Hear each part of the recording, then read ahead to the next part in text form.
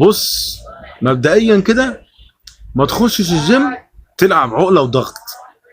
مفيش حد بيسخن بعقله وضغط. دول تمارين وتمارين قويه. دي تمارين بوزن جسمك كله. انت راجل كانك انت بتخش الجيم وزنك 80 كيلو ولا 90 كيلو، اول وزن بتشيله اول ما تخش 90 كيلو، هتتصاب. فاهم الفكره ازاي؟ هتتصاب. لازم التسخين قبل التمرين ده في منتهى الاهميه. بس سيبك من اللي بيخش يروح نازل على الارض ويشتغل ضغط ويروح متشعلق لي على البتاع، شكرا هتتصاب. سخن. يعني انا شخصيا بخش الجيم، اول حاجه بعملها لبسي ودنيتي وكلام من ده، بعدين بروح طالع على العقله متشعلق بس، افضل متشعلق كده بس، ما بطلعش. فارد نفسي، فارد جسمي، بعمل زي ايه؟ كانك انت متعلق 20 ثانيه وانزل، بعدين دقيقه واطلع تاني 20 ثانيه متشعلق بس ما بتحركش. فاهم انت الفكره ازاي؟ ده تسخين. هنزل بقى هتمرن بقى كتف، هتمرن بنش، اعمل بقى ايه؟ تمارين هوائيه، كتفك كده لقدام، الناحيه الثانيه اللي قدام كده. فاهم انت؟ كل ده من غير اوزان لغايه ما احس ان انا خلاص دفيت وتمام. ابدا بقى اخش في تمرين. طبعا اول ما اخش في التمرين ما بخشش واخد الوزن تدريجي. فاهم الفكره ازاي؟ كده كده برضه. يعني مثلا هلعب بار مسطح، ما بخش على بار مسطح احط اقصى وزن ولا نصه حتى. ببدا مثلا ب 10 تيم 20 تيم. فاهم انت؟ وبشتغل بعد كده بطلع تدريجي. لازم تفهم. افهم، عشان انت وصاحبك بتخشوا تنطوا على العقله، انت اتصبت كده وش. انت كتفك مش جاهز عشان يقدر يشيل جسمك كله. وتنزل برضه ما ينفعش تلعب ضغط. الكلام ده ممكن تلعبه وانا كمان ضد ان انت تطلع على التريد ميل اول ما تخش الجيم.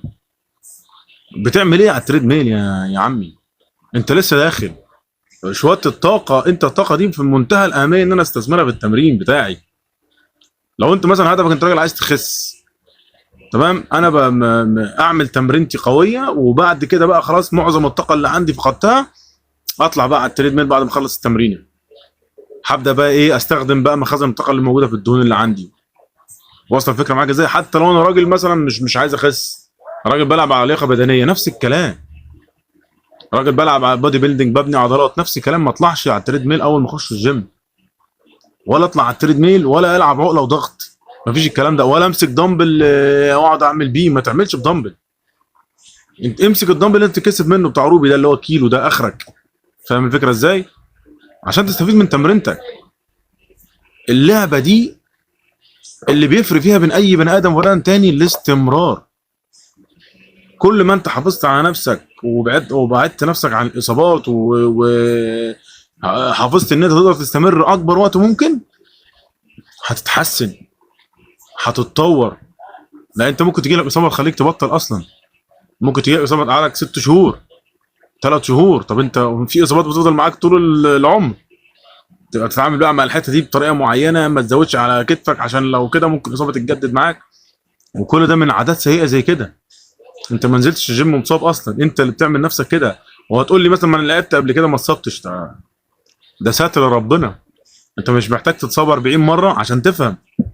انت اصلا المفروض ان انت تتجنب اصلا اصابه. يعني انت حد عمل كده قدامك ما اتصابش، نصيب رزقه. لكن الطبيعي العادي هتتصاب.